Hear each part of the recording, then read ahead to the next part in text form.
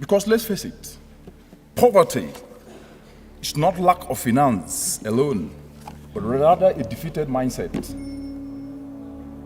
Poverty is not only the absence of finance, it is a defeated mindset. For us to drive the sustainable development goals and implement climate action, we must get it right with the correct diagnosis and with the correct solutions.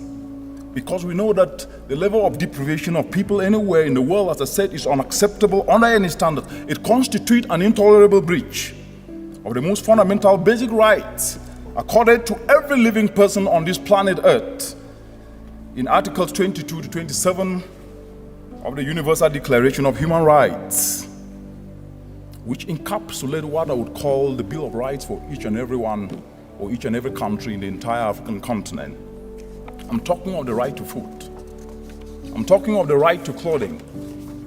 I'm talking of the right to housing, to medical care, and necessary social services, all which addresses directly or indirectly to the priority challenges we face as a continent today. But regardless of such provisions, their realizations are still far from true for the majority of citizens across the entire continent. So we should not fool ourselves. We have work to do. We have work to do, but there is hope. And you, the youth, represent the hope for this African continent. Youthfulness is ideas. It is not just mere age.